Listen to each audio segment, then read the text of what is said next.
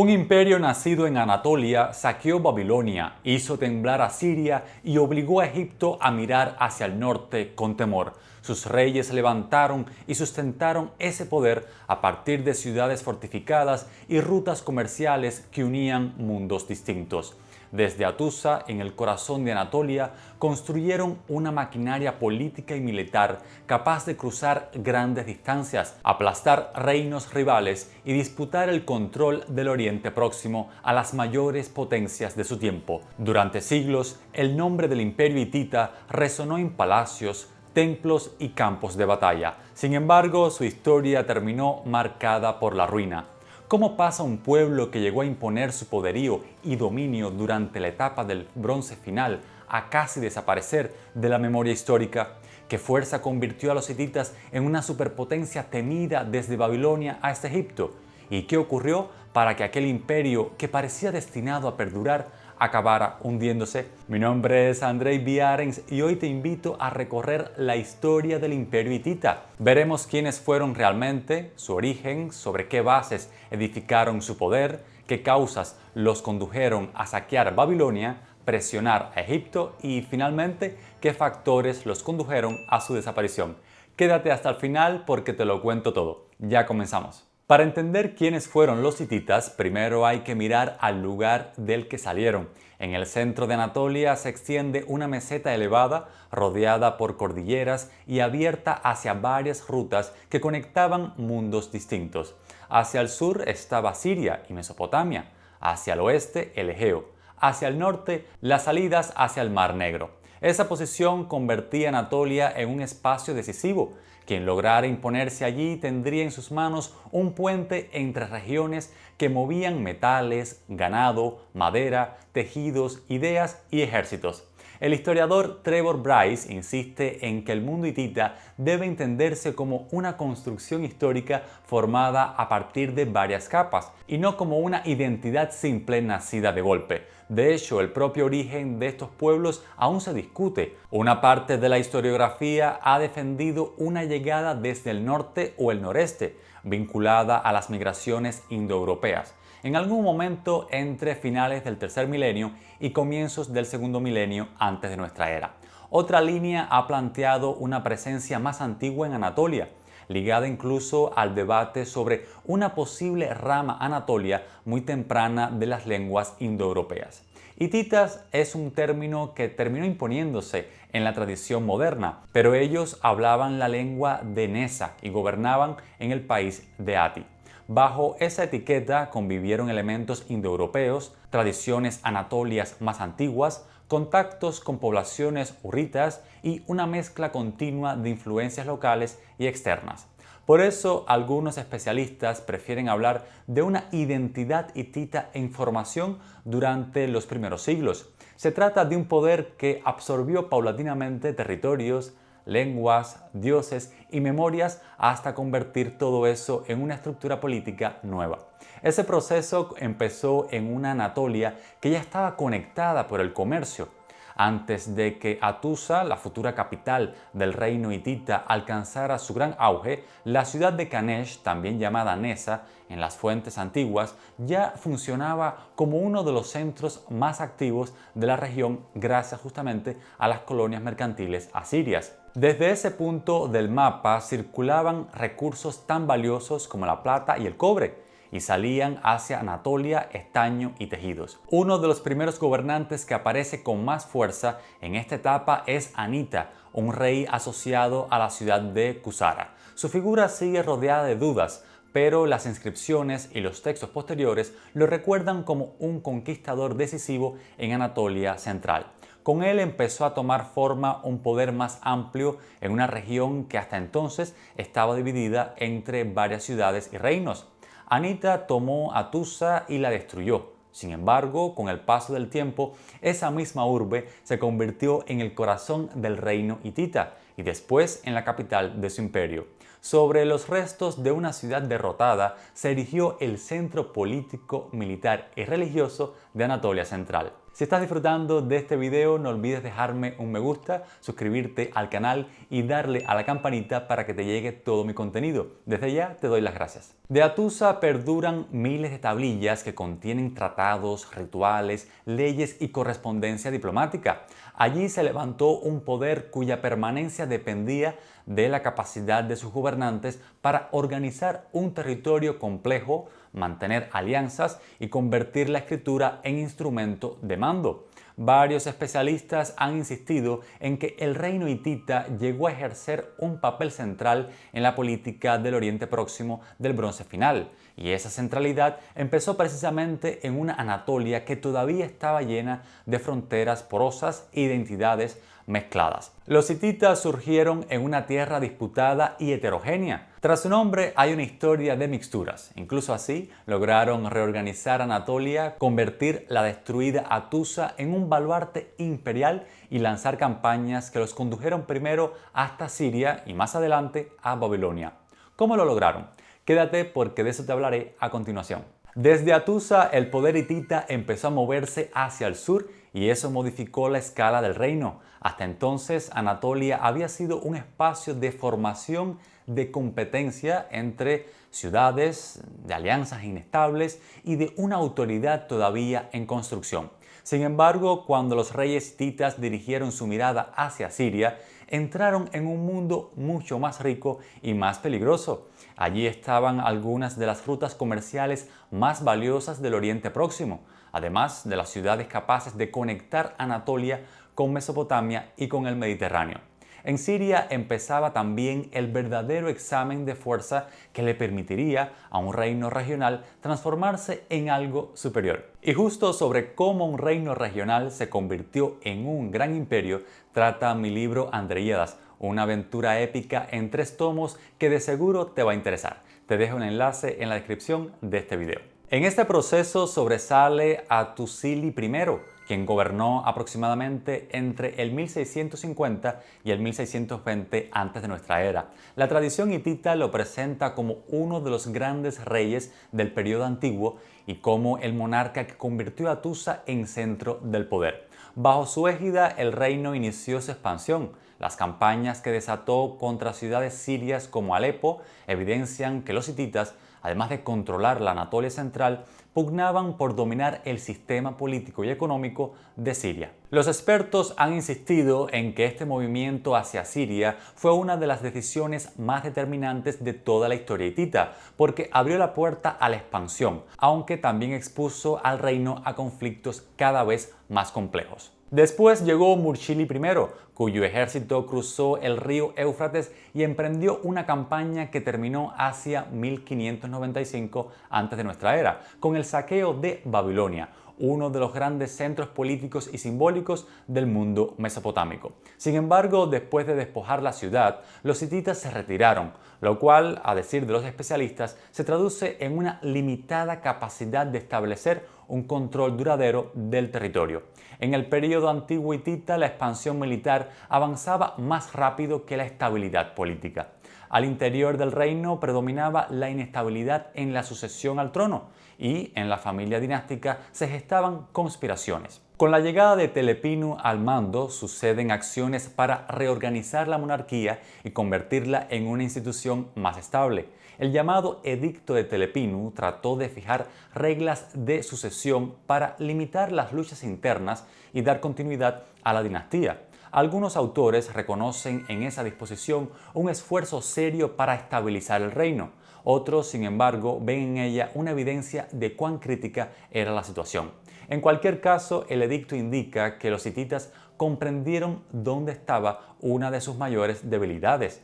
En la corte de los hititas, el gran rey concentraba funciones políticas, judiciales, militares y religiosas, y en su órbita giraban nobles, príncipes, gobernadores y figuras palaciegas con capacidad efectiva de influir en la estabilidad del sistema. Asimismo, la reina, también llamada Tawanana, detentaba un rol mucho más influyente del que suele imaginarse.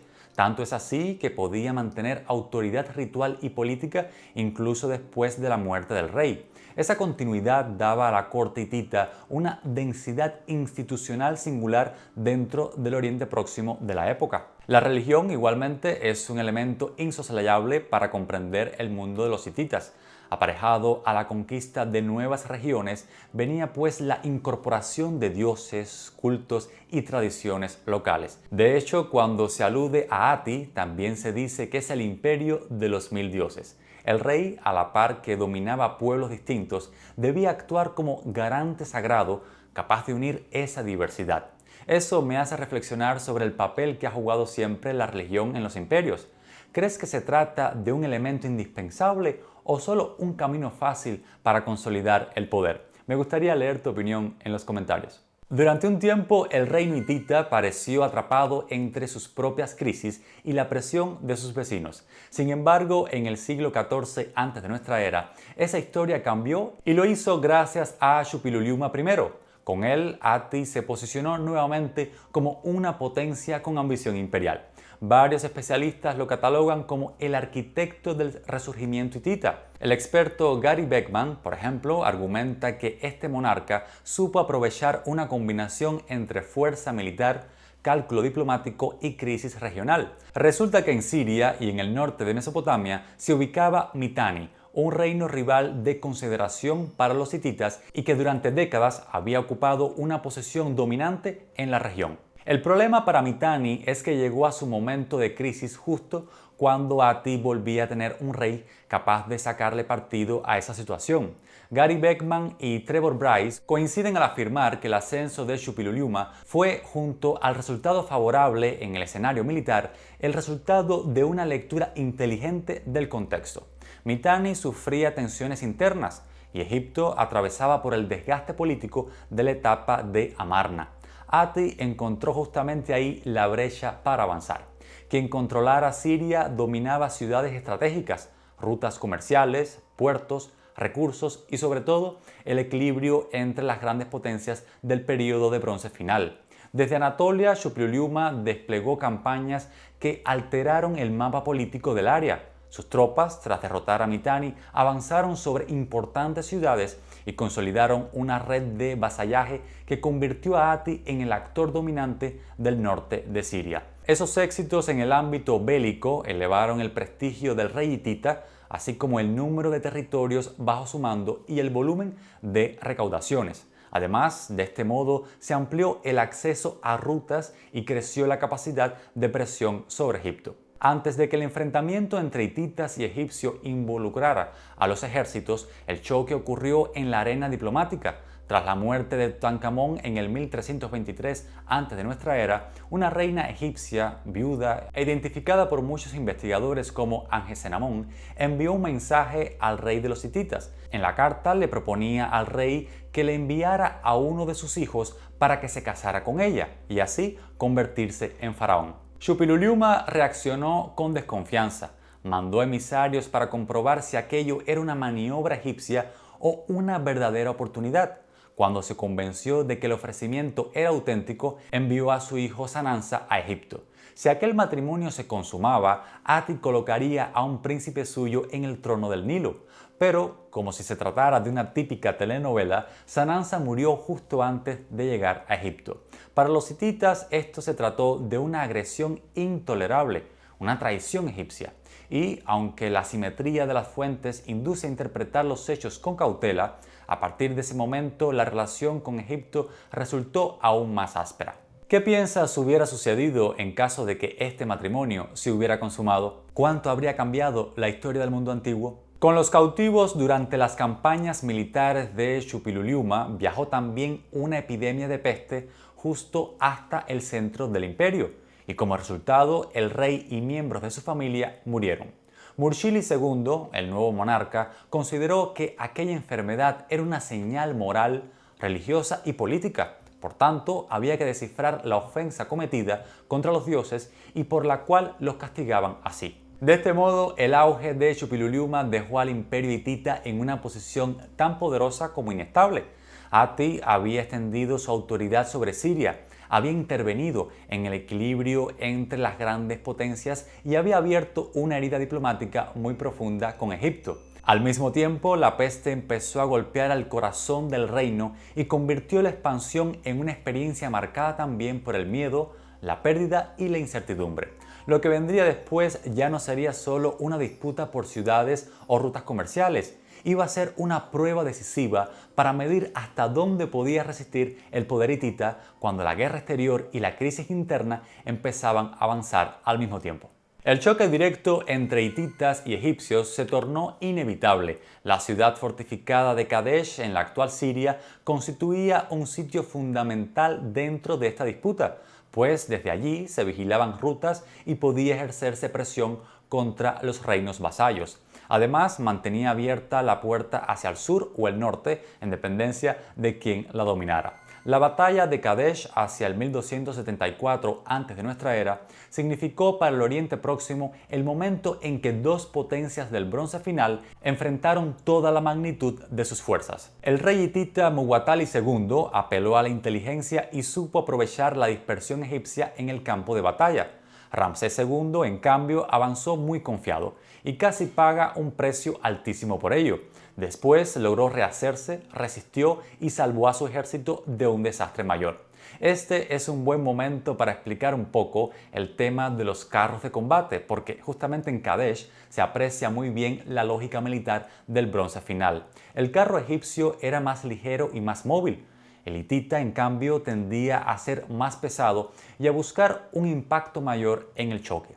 Algunos autores han insistido en que esa diferencia ayuda a entender la dinámica del combate, aunque también aquí conviene ser prudentes porque la evidencia no siempre permite generalizar cada detalle táctico a todo el periodo. Lo que sí parece claro es que en Kadesh ambos modelos expresaban dos maneras distintas de concebir el uso de una de las armas más poderosas de su tiempo. Ahora, ¿quién se alzó como el vencedor? La historiadora Eva Tobalina lo plantea con claridad cuando explica que desde el punto de vista táctico la batalla terminó en tablas. En cuanto al estratégico, la ventaja quedó del lado hitita, porque el faraón Ramsés II jamás consiguió apoderarse de Kadesh ni romper el control de Ati sobre la región siria más disputada. Kadesh no cerró la rivalidad entre Ati y Egipto, aunque sí cambió su naturaleza. La batalla dejó claro que ninguna de las dos potencias podía imponerse con facilidad sin pagar un coste enorme en hombres, recursos y estabilidad. Para los hititas, conservar Kadesh significó mantener su peso sobre la Siria más disputada. Para Egipto, el hecho de no perder por completo el control de la situación permitió a Ramsés II convertir aquella campaña en un gran relato de prestigio ante su propio reino. Sin embargo, el efecto más profundo se vio en los años siguientes. La guerra siguió abierta, pero cada vez resultó más evidente que sostener ese choque de manera indefinida podía debilitar a ambos imperios y abrir espacio a nuevos peligros en otras fronteras. Por cierto, si te interesa profundizar más en la figura de Ramsés II y la historia del Antiguo Egipto, tengo una lista de videos en mi canal dedicada por completo a esta civilización. Espero que la disfrutes. Después de la batalla de Kadesh, hititas y egipcios siguieron tanteándose durante años, lo cual generó un desgaste en ambas partes. En ese contexto, Ramsés II le interesaba consolidar su prestigio y reforzar las fronteras. Para el rey hitita Atuisili III, la prioridad se centraba en lograr estabilidad en el sur, pues allí se cernía una amenaza cada vez más seria: Asiria. Estos factores propiciaron un acuerdo diplomático que cerca del 1259 a.C. fijó esferas de influencia e instituyó compromisos de ayuda mutua. Este tratado, establecido entre Ramsés II y Atuisili III, condujo a una etapa caracterizada por una paz estable entre ambas potencias, al tiempo que permitió la reanudación de circuitos comerciales y los intercambios diplomáticos. Tras Babilonia, Siria y Kadesh, Ati había alcanzado una posición imperial que obligó a Egipto a reconocerlo como una potencia de su misma talla. Sin embargo, esa altura ya escondía una debilidad creciente. En las décadas finales del siglo XIII y los inicios del XII antes de nuestra era, el imperio hitita empezó a perder la capacidad de sostener el entramado político y militar que lo había convertido en una gran potencia. El problema consistió en un deterioro progresivo. En el este, Asiria crecía con fuerza y presionaba sobre espacios que habían sido decisivos para la seguridad hitita. En otras zonas, los vínculos con territorios vasallos se volvían más frágiles, y en el propio núcleo de Anatolia, mantener la cohesión imperial se hacía cada vez más difícil. Hoy, no obstante, los investigadores ya no suelen explicar la caída hitita como el resultado de una sola causa ni de una única invasión fulminante. La imagen actual es más compleja. Sabemos, por ejemplo, que una grave sequía de varios años coincidió con el momento final del imperio y pudo actuar como factor de desestabilización muy serio en Anatolia Central. Un estudio publicado en la revista Nature identificó un periodo muy seco en torno a 1198 hasta 1196 antes de nuestra era, capaz de desbordar los mecanismos de adaptación de una sociedad que dependía del equilibrio en la producción agrícola. Esa evidencia no resuelve por sí sola todo el colapso, pero sí ayuda a entender que el poder hitita se hundió en medio de una presión acumulada y no en una sola escena espectacular de corte peliculero. Hoy el panorama parece menos simple. La ciudad acabó arrasada y abandonada, sí, pero los indicios sugieren que al menos parte de la corte y de las estructuras de poder pudieron haberla evacuado antes del golpe final. En otras palabras, el centro del imperio no solo fue vencido, también fue perdiendo su capacidad de seguir funcionando como corazón político y religioso de Ati.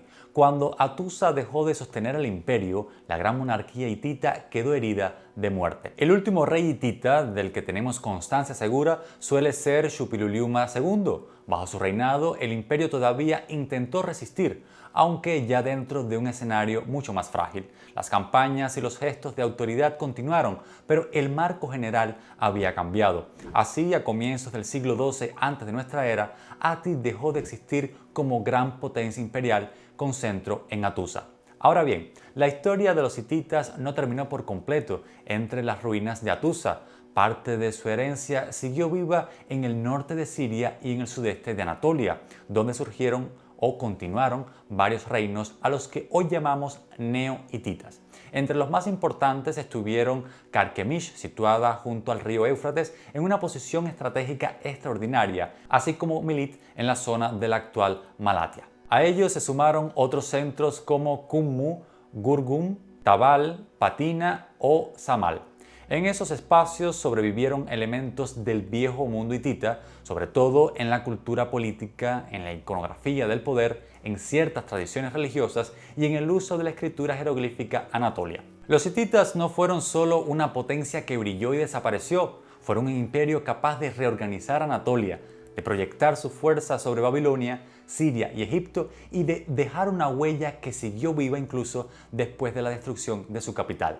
Hattusa cayó, la monarquía imperial se extinguió, pero el mundo que los hititas habían ayudado a crear no desapareció con ellos de una sola vez. Se fragmentó, cambió de forma y siguió influyendo en los siglos posteriores desde nuevos centros de poder. Ahora, si este imperio fue tan grande y poderoso, ¿por qué crees que apenas se habla de él? ¿Es porque no dejó grandes monumentos como Egipto y Mesopotamia? ¿O porque su existencia fue corta en el tiempo? Me gustaría leer tu opinión en los comentarios. Ahora quiero aprovechar para agradecer a todos mis mecenas en Patreon y a quienes mantienen una membresía de pago en el canal.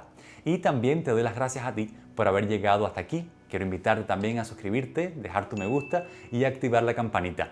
Ahora solo me resta invitarte a que sigas en mi canal para que recorramos juntos otros apasionantes capítulos de la historia humana. Hasta la próxima.